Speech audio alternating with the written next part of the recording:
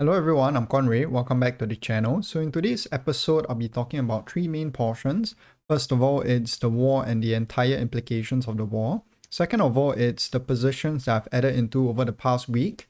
And last of all, it'll be a new stock that I'm currently looking into. It's another company in the aerospace industry that is really interesting, and I sort of hinted it in the last episode. Also, just a quick shout out, we have released new articles on our Substack account, some write-ups on specific companies like for example Honeywell, so feel free to check it out. It's the link in the description below. Okay, so here are my thoughts on the war. So the market has been falling over the past few weeks because of the entire war situation, because energy prices are going up, your Straits of Hormuz is getting blocked by the Iranians, and Trump is sending sort of confusing signals to the entire market. So if you look back at what he said in his speech on Thursday, he said that the US will be removing themselves in 2 to 3 weeks' time. And then at the same time, he also said that he'll go and basically bomb and escalate the war with Iran. So it's a bit of a conflicting statement there. The markets are confused, and that's why you're seeing oil prices going up. But on Thursday, the markets were flat. So this means that the markets are likely desensitized to whatever Trump is saying already, and most of it is probably already priced in. So my view on the markets is this: most people are focused on the entire war situation. So the news flow is just the war, when is it going to end, what is Iran going to do? But my feeling is that a lot of market participants are neglecting the effects of the war. So the aftershocks that will come after this war ends, for instance.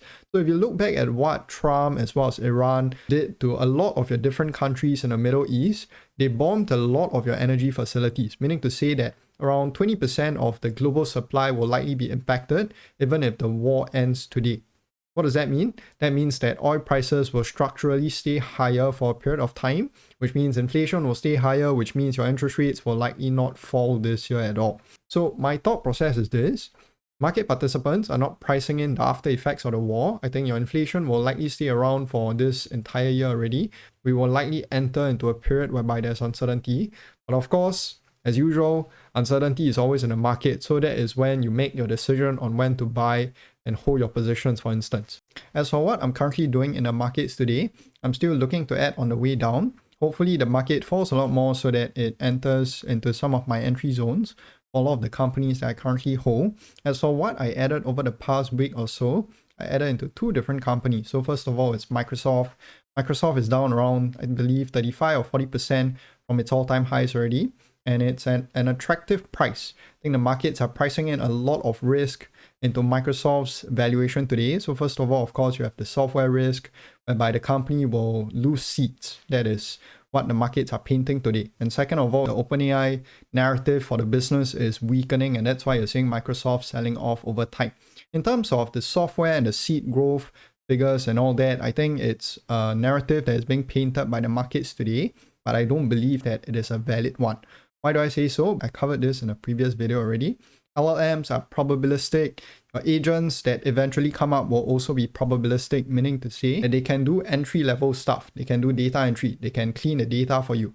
But they can't do innovative stuff. They can't think like a human brain currently. And a lot of your ex-OpenAI members have also said that this agentic AI, whereby they innovate solutions for humans instead, will likely take a while to come into fruition. So in the case of Microsoft's suite of products, it will likely be the most defended in the entire software industry. So that's my view on Microsoft's software business. So the other risk to the company is the weakening OpenAI position. So OpenAI has been sort of like losing market share over the past few months because of Gemini, because of Claude and Anthropic. By the way, Claude is incredible. You guys should go and check it out. It's a great LLM for research, for just doing modeling, for example, as well. So in the case of OpenAI, I think the markets are currently pricing in that OpenAI's decline will also hurt Microsoft's. But if you look at a lot of the consensus estimates, for example, a lot of it doesn't really include OpenAI valuation into Microsoft in the first place. So I don't think it's a valid argument. So those two reasons are why I added into Microsoft in the last week. I'm still looking to add on the way down. As for the other position that I added into, it is Visa. So Visa was hit again because they released some form of an AI initiative, and then the stock fell by I think around 3% on that day itself. I added into the position. I currently have a large stake in a company, so I probably won't continually add to the position. But for Visa, it is a high quality company that is currently trading at one of its historical low valuations. As for the variant view of this company, I think a lot of sell side, a lot of consensus, they're not pricing in the VAS and how it's going to be accretive to the company over the next few years. So a lot of it is still based on consumer transactions, inflation, all those numbers are basically reported in those consensus estimates. I don't think they're forecasting any form of VAS expansion. So VAS is a growing stake in Visa's entire business, and that portion is actually the highest growing one in Visa's entire business model, VAS. So for Visa in summary, I think it's a high quality business. As for the variant view in the company, it's the VAS not being priced in today. Okay, last part, I'll be covering this company. This company is Safran. It's another company in the aerospace industry. So before we go into Safran's business model, let's talk about the entire aerospace industry first. So the aerospace industry as a whole is one that is growing above levels of inflation. Why is that so? Because consumer travel will likely continually grow over the next 10, 20 years because it is driven by globalization, social media, and 80% of the world hasn't traveled yet. So that's a very unique statistic. Second of all, market projections today are at around 3.6% for your revenue per kilometer. So revenue per kilometer is the distance traveled times the number of passengers. So it basically models out the demand. Fleet growth is going to grow at around 3.1%. This is what was forecasted by Boeing, and it's going to grow a lot faster in your narrow body industry as well. So in your aircraft, you have two different types of aircrafts. You have your narrow body as well as your wide body. Narrow body is the one that Safran is dominant in. Wide body is the one that Rolls-Royce as well as GE is currently dominant in. So in the entire aerospace industry, at the top you have your aircraft OEMs. This was what I covered in the previous video. And then now in the bottom, you have all your different OE providers. So OE providers include your companies like Honeywell, like Safran, like GE, like RTX, like Rolls-Royce.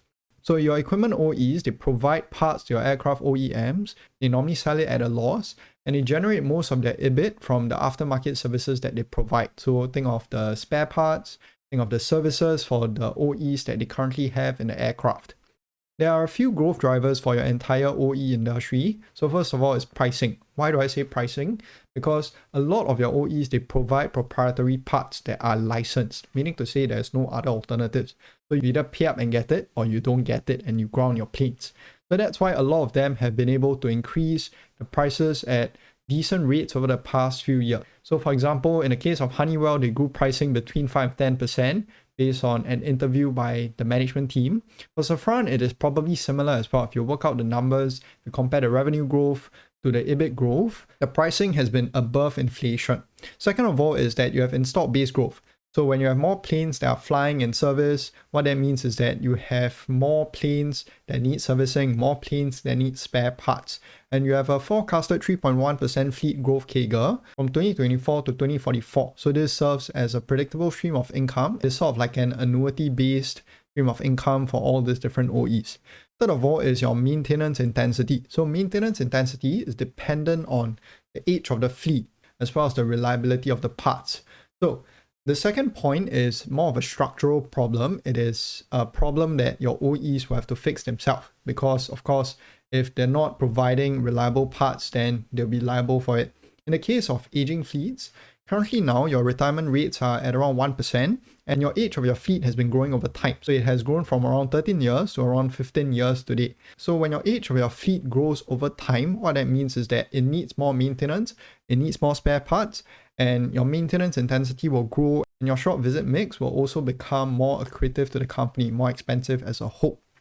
So here are some key insights that I would like to share as well. So your OEs have significant leverage over your airlines as well as your air leases on services, especially companies with proprietary parts, and they're the sole providers for OEMs.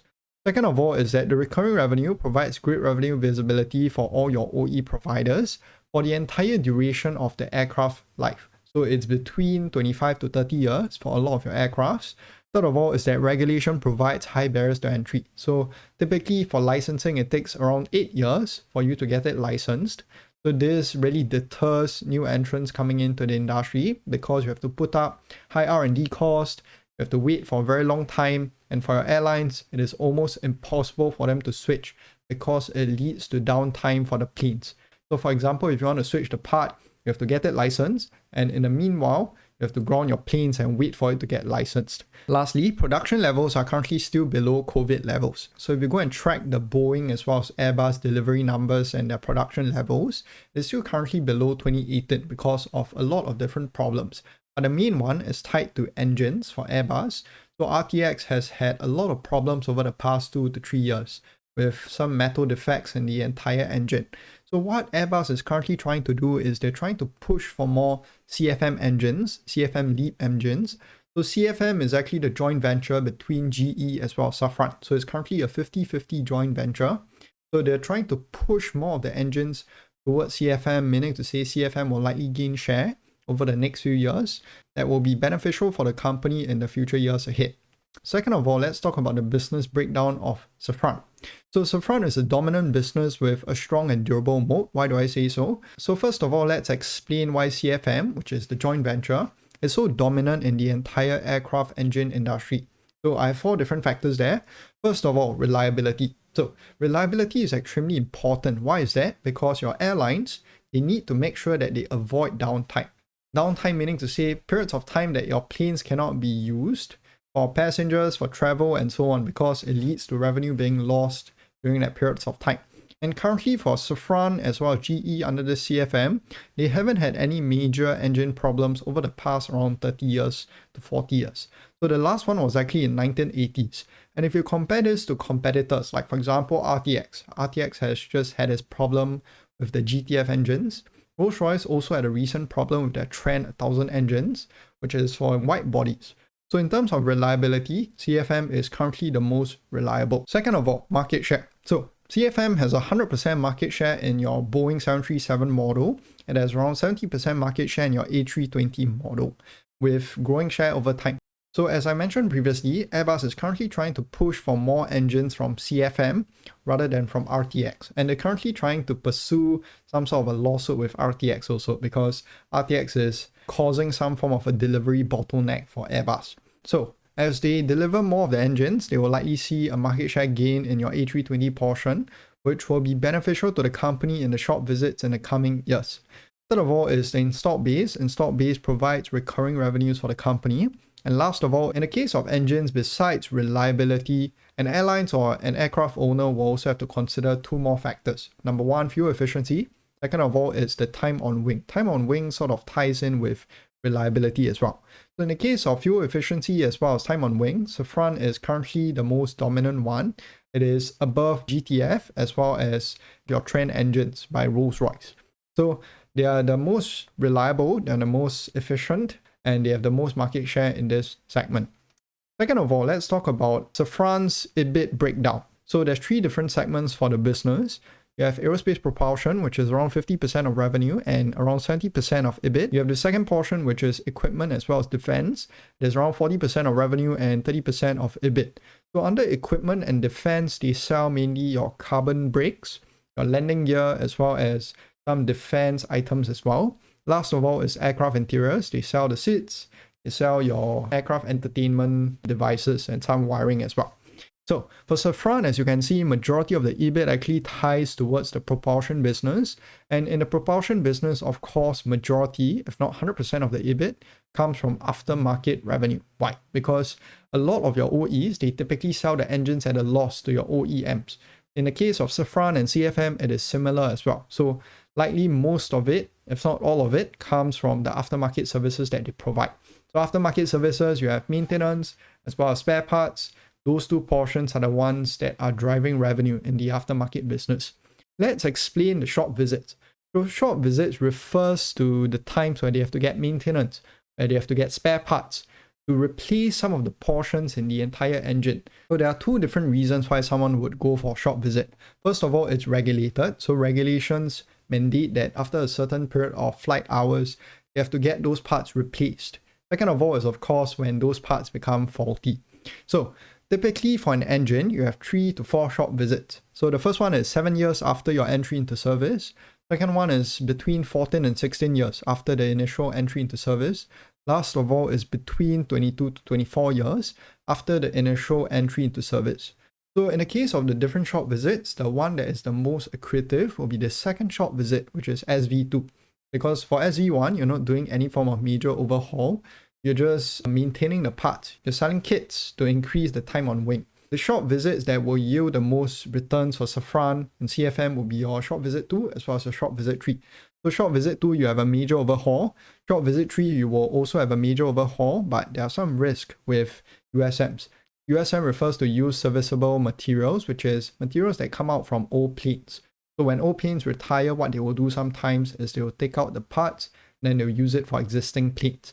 So that normally happens during the third shop visit. If that happens, then of course you don't have to use Safran parts already, which means that the most accretive one is actually for shop visit 2. Last part, competitive analysis. So you have 4 main competitors there for Safran. 2 of it is for OEs, 2 of it is for your services business. So RTX as well as Rolls-Royce, I covered this previously. They have had reliability issues over the past few years. Rolls-Royce is currently also trying to enter into the narrow body industry. So they're projecting entry in the 2030s. They just got funding, but they're looking for someone to have a joint venture with them, likely RTX. But reliability issues is still one that will likely allow Safran and CFM to maintain its market share in the entire industry. As for airline MROs as well as your private MROs, these are alternatives to your CFM MROs as well as your licensed MROs. But the mitigating factor is this: for Safran and CFM, a lot of the parts in there are actually proprietary. So for example, your turbines in there, your HPT, your LPT, a lot of it is actually proprietary, meaning to say you still have to get it from Safran anyways. And for critical parts inside, you can't get it maintained in private MROs. So you need to go to a CFM MRO or you need to go to a licensed MRO to get them fixed. So spare parts need to still be bought from CFM, and for critical parts, they still have to go to CFM and the licensed MRO anyways. So it's not really a threat to the entire business. It is just sort of like a way for them to replace labor cost. So this is the thesis for Safran. I think it's a simple thesis.